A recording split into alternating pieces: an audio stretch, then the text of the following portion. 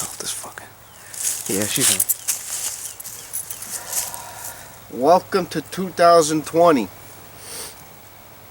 Sunday, March 8th. Amidst a coronavirus outbreak. What else? What else happened? It feels like we've been through a year already and it's only March. The whole political bullshit that's going on. You know, it seems like this year is off to a I don't want to say shaky start, because who knows what's true, what's not true, and all that stuff. But no less, I'll tell you one thing: the deer don't give a shit.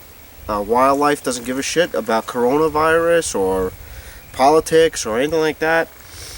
No matter what you think, we're gonna have to pay taxes for the rest of our lives, and so it's better just to shut up and deal with it. So again, it's March 8th, 2020. I'll just give you a little recap. I apologize to anybody who was not that I have the greatest hunting videos or that many, but I do have a couple.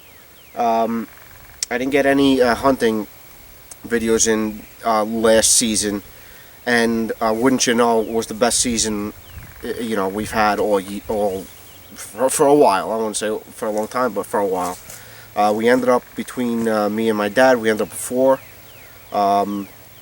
It seemed like every time we went out, we had encounters with deer. Nothing huge, but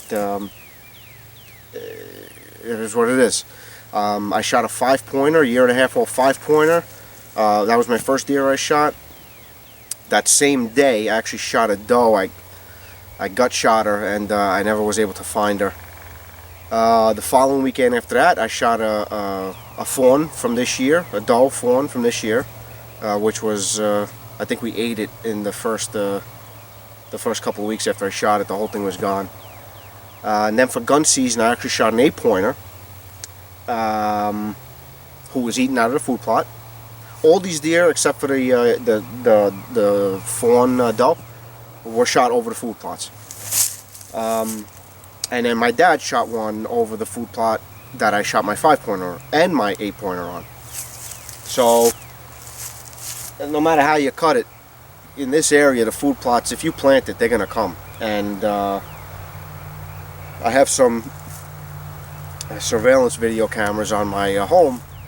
And after the hunting season, well, we stopped hunting after, basically after my dad shot his doe, because at that point, we had no more room in the freezer, and I still had tags, which of course are extremely hard to come by, and this year we ended up with 3. So that means next year we're probably not going to have one, and the year after that we're probably not going to have one. I had to go buy a freezer, so it was like we still have a bunch of meat. But it was a good year, it was a good time. So nonetheless, here we are for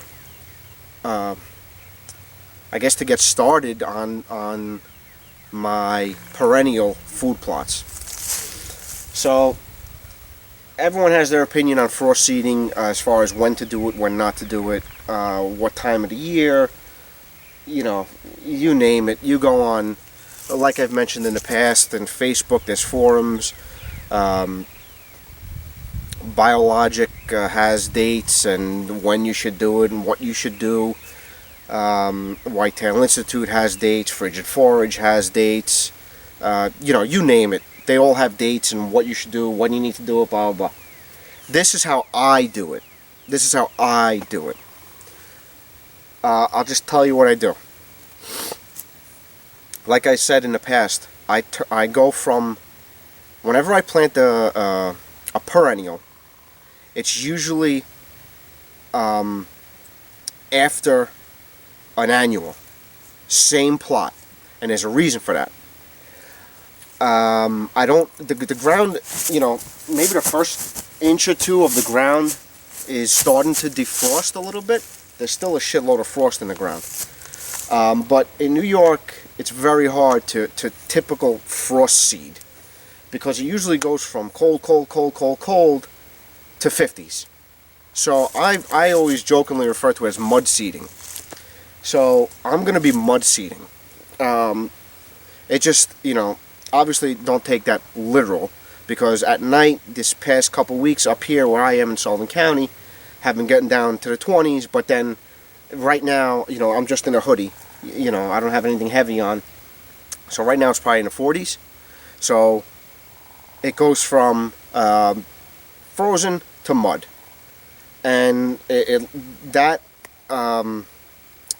pattern, frozen mud, happens maybe for a month or so. And then after that, it's straight mud until it dries out. So I'm going to show you why I always push my followers to do an annual, and then follow it up the very next year with an annual. So the reason why I have this backdrop here is because I don't want to show you what the food plot looks like. Instead, I want to show you what the grass looks like that's untouched. So, and before I do that, let me just say, the ground is I'm not gonna work this soil. So if I was to get my tiller, or I have a two-board plow, it'll be tough. It'll be tough on the machine because everything is frozen. So for the most part, everything is frozen. So again, I'm not going to work the ground. So instead, I always let, like I say, the deer work the ground.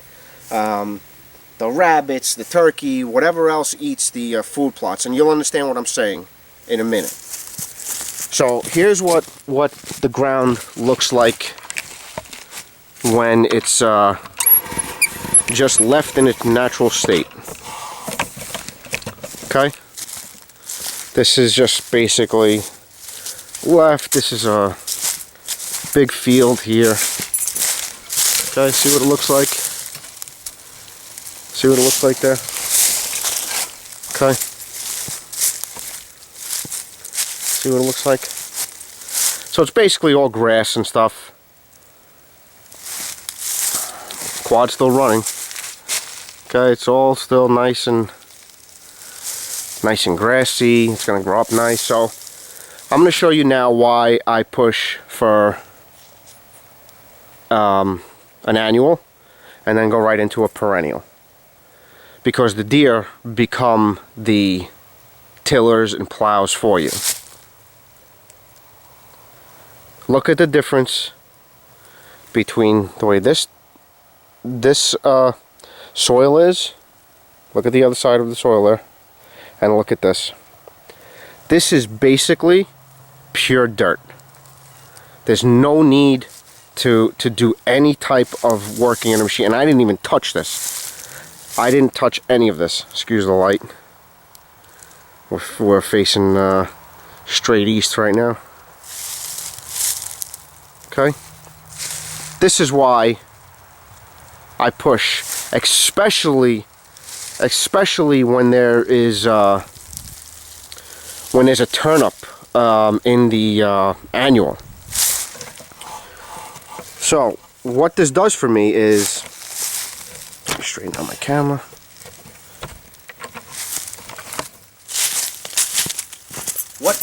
What this does for me is it avoids me getting into the tractor, spending money on fuel, saving time. All I have to do is put my seed on top of this and just let it be. Now, here is the, as Don Mealy says, the Achilles heel of all this. Plant in the spring. This now, I don't want to compare myself to Don Mealy because he's great at what he does. Unlike him, I'm not saying I'm right or he's wrong. He's great. Follow him. If you're gonna follow anybody, follow him. Don't follow me. I don't spray. I don't spray the sleigh. I don't spray the arrest or anything like that. Number one, not because it didn't work for me. However, I didn't really use it when I was supposed to. It was a little late when I did it. So I'm almost 120 miles away from from where I hunt and where I have the food plots. And I have a baby. And I'm married. Me and my wife both work. So I can't just get up and run and check. You know, I think I'm just using the Reston Slay because that's the only experience I had was with that. You know, you have to spray the weeds and broadleafs when they're like very young. So if you miss that window, you're really asking for a lot for your herbicides. And I've missed it every year. But I have tried it, and I bought it, and I bought a backpack sprayer. I bought the whole nine, and it just didn't work. It just did not do it. I sprayed it. I put the surfactant in there. Nothing worked until I mowed it. Once I mowed it, I saw a lot of clover come up.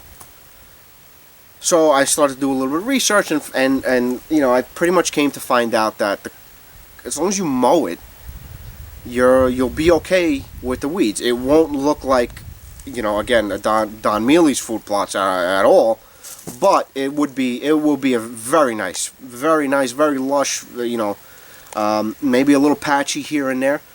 It would look great. So if you don't have time to come up and go to your farm and spray your herbicide, don't let that deter you from using crushed clover or biologic clover or Whitetail Institute clover or any kind of clover, even your local ag farm clover.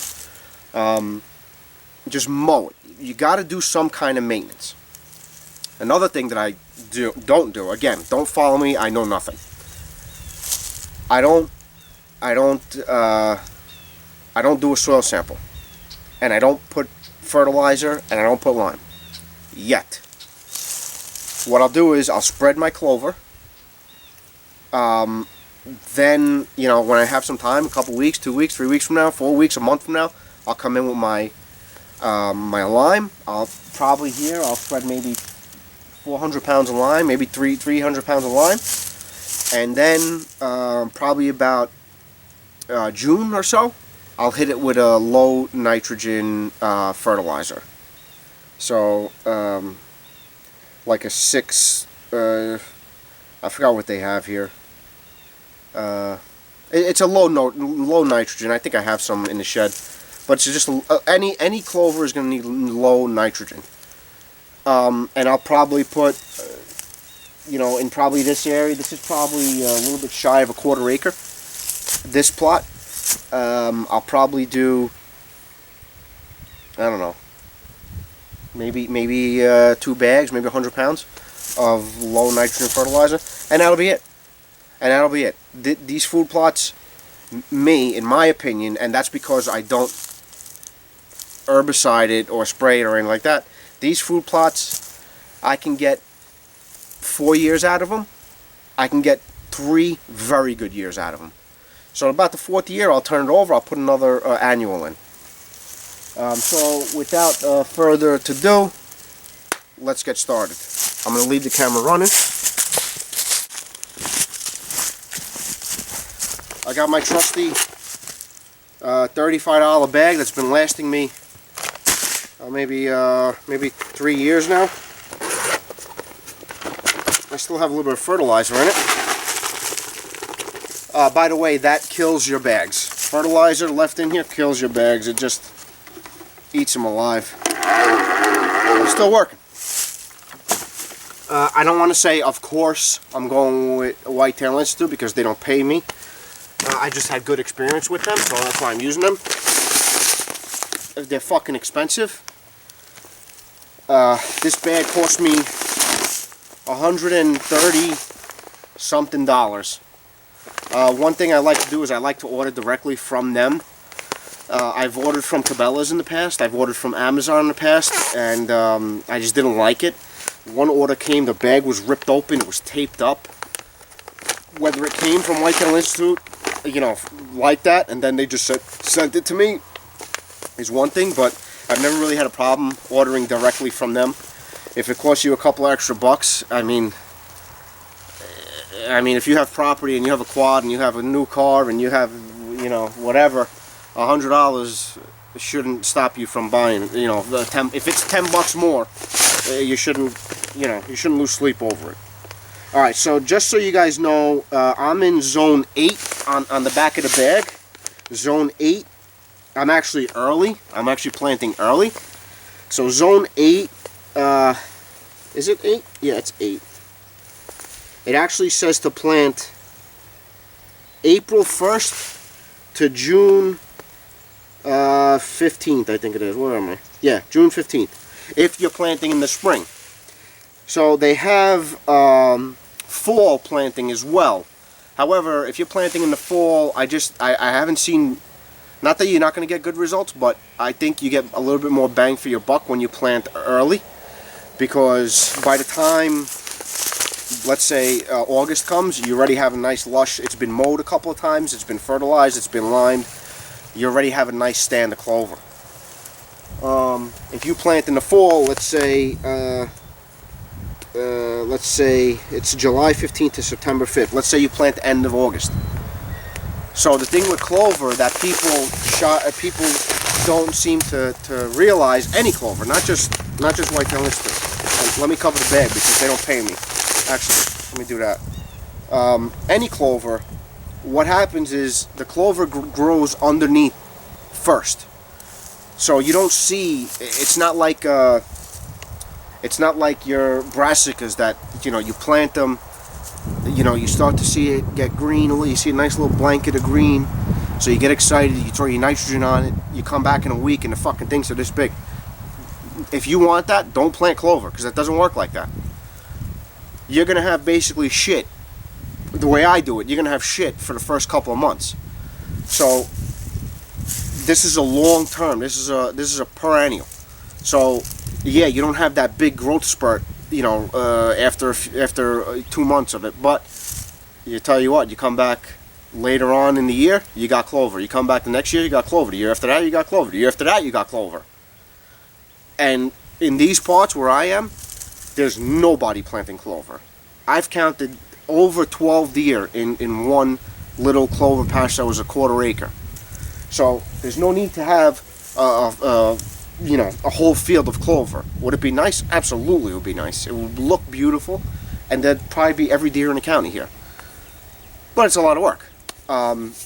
So what I'm going to do is, so I have all my 3 plots that I did last year were, I did pure attraction, I did beets and greens, and what else did I do? Winter peas. So I just saw something flashing. Okay, we're good.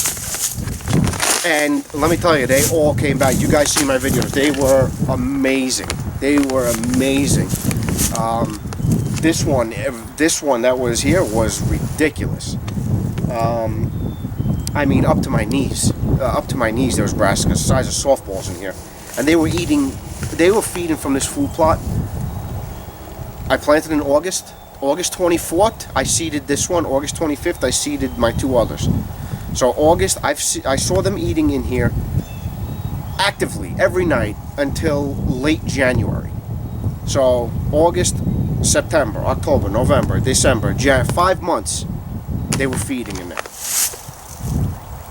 So you get your money's worth. So between my 3 food plots, it's probably maybe 1.5 acres total. That's right, 1.5 acres. There's no need to make huge food plots. There's no need for it. There's no need. So what I did was, I got the 2.25 acre bag of seed.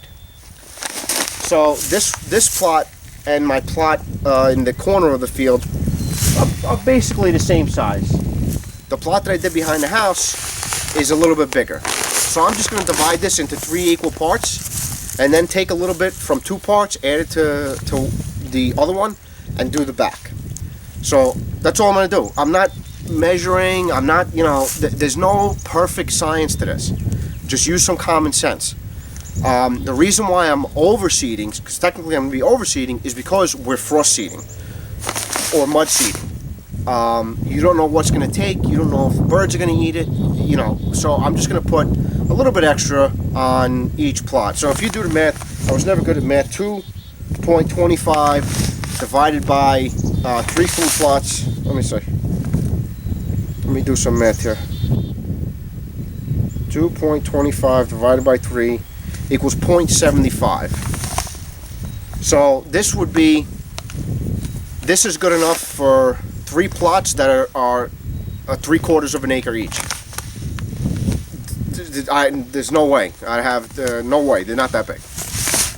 So here we go. So I'm going to divide this up. I'm not going to show that, but I'll just describe what I'm doing, and I'll be right back. Welcome back. Okay, so here we go. I split up the clover seed into thirds. So here it is. One bag here, another bag here, and the rest is in there. So here's onto the boring part now. I filled up my 3 bags with my seed, and I'm going to get going. The only thing I didn't do the same this time around is, this feels weird on me today. I put all the seed that I need for this plot in here in one shot. Usually if I'm planting, I'd like to, let's say you need 3 pounds of fertilizer. I put 1.5 pounds, try to cover the whole thing in another 1.5 pounds. I feel like I'm disciplined enough to control my little trigger here, my little thing that makes the seed fall down, where I can hold back and make sure I cover the whole thing, in one pass. So, like I said in the past, a little tip: try to start in the middle of your food plot, so you're not walking the whole thing back and forth. I mean, at the end of the day, you're walking it anyway, but at least keep your stuff in the middle. If I kept, let's say my quad and my seed and my camera at one end of the food plot, and I was all the way on the other end, I'd have to walk all the way back. So if you keep everything in the middle of the food plot, no matter where you are, you only have to walk half the distance. Just a little stupid tip for you. So here we go. When you're spreading clover, any clover that you get, the seed is extremely small. You're talking, maybe as wide as a lead of a pencil, maybe circular, that size. So you want to really control your latch and make sure you get good coverage, because if you have that thing full throttle all the way open, you'll be out of seed in a matter of 20 feet.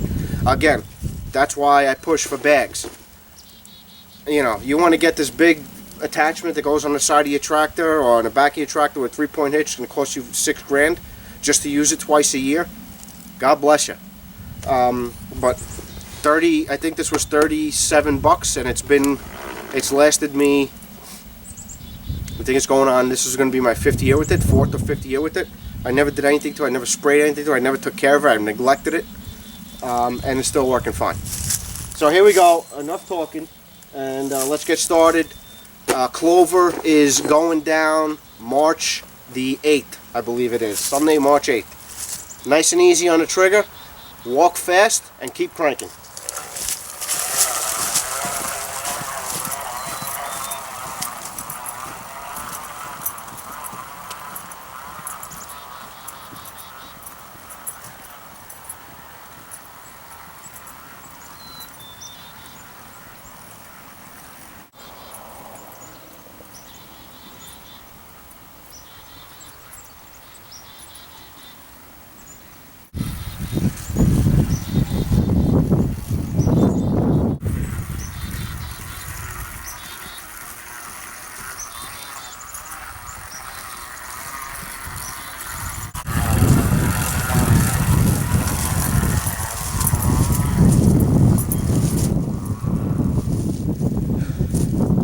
At this point, I covered the whole food plot, even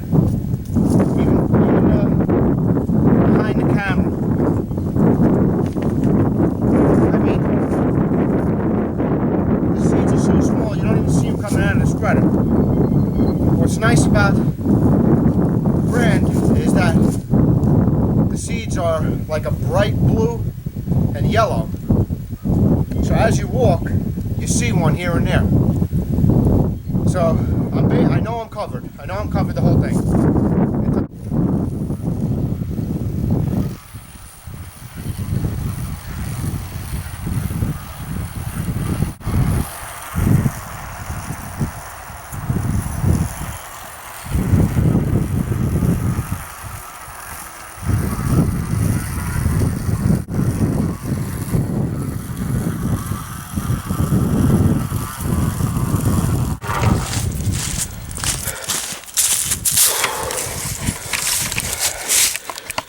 Everything is covered more than once.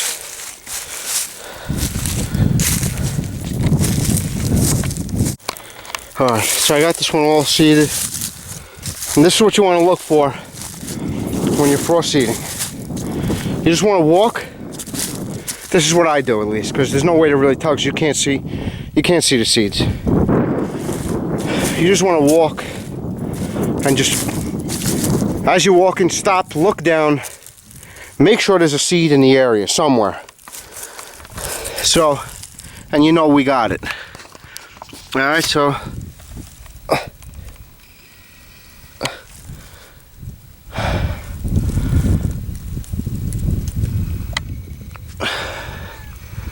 that's the good thing about these seeds, they're blue and yellow.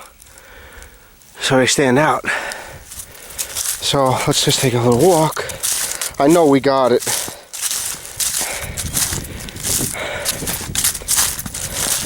I know we got it all, so let's just stop right here and see if we see anything. Right there. There's one right there. There's a few in here. Right there. So, the edges for me are always a problem for whatever reason, so let's go to the edge, see if we got any over there. Which I know we did, because I see them already. There's some right here. Okay. Here's one here. Again, just walk and stop and see if you see anything. There's one right here. Here's one here. Here's some here. So let's say, we'll say we got good coverage on this just based on that. As you can see, there's still a little bit of residual food plot matter here. And they'll actually eat this. They'll come back and eat that. Hey, here we go, some seeds there, droppings. So we're good here. Alright, so that's number one done.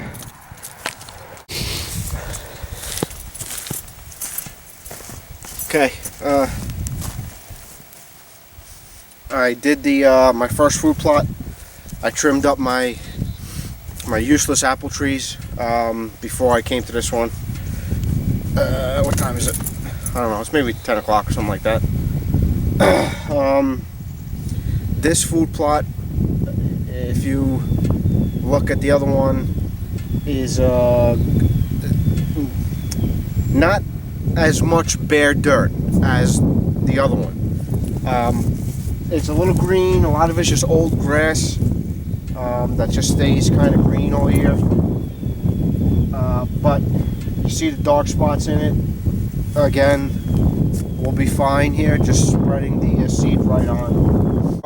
Let's get the seed in the bag, and the bag on the shoulder, and the walking on the food plot. There we go. Now, before I split up the 2 1/4 acre bag of the clover into 3 parts.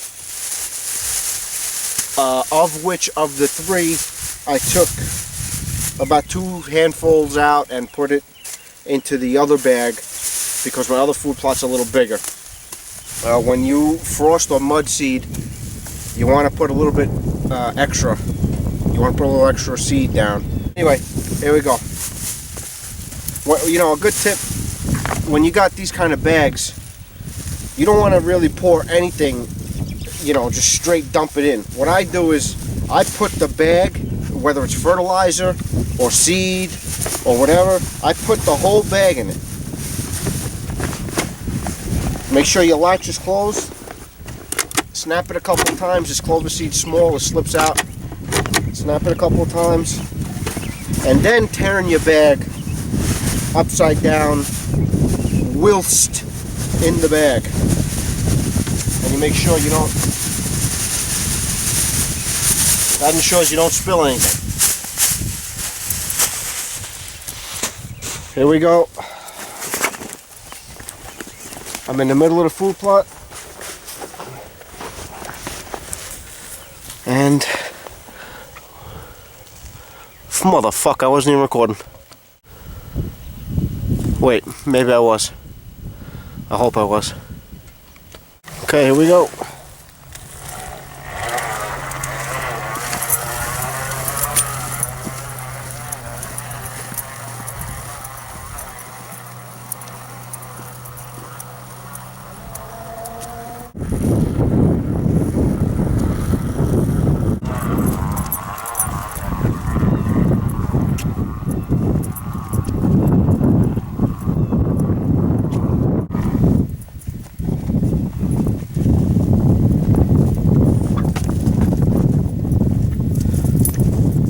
Is done.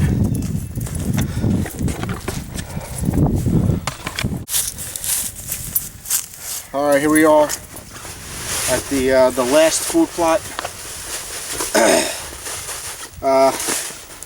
This one last year was my pure attraction. This one it was good. The food plot came out good, but it's come out better. But like I said, only because I know a little better what it could have been. I don't know why. Just I don't think I messed up with the fertilizer, but the first year I planted pure attraction here was ridiculous how big they got. If you go back in my videos, you could see this is the area where I make a little L shape. I planted pure attraction, then I had planted my clover, and my clover stand here was really good, really thick, really lush. Never used to see deer back here because I'm not going to show, but there's a house right over my my right shoulder here, maybe 150 yards away. My house is right here, probably 80 yards away. I mean, we see deer back here now all the time. Between the first time planting pure attraction, then turning it over to clover, you know, rabbits back here, groundhogs. Unfortunately, groundhogs will decimate you.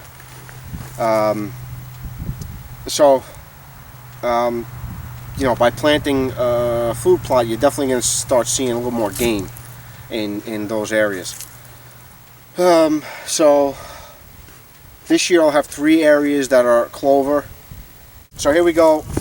I'm going to get this seeded, and that's going to be it. I'll try to get a couple of videos in the meantime, but again, it's March. You're not going to see this nice and lush. What I'm going to do is I'm going to bring my camera up when I cut the grass. The first or second time. After the second time, I'll come back again, and you'll really see the benefit of mud seeding. So here we go. Let's get going. Okay, I got this whole area seeded in.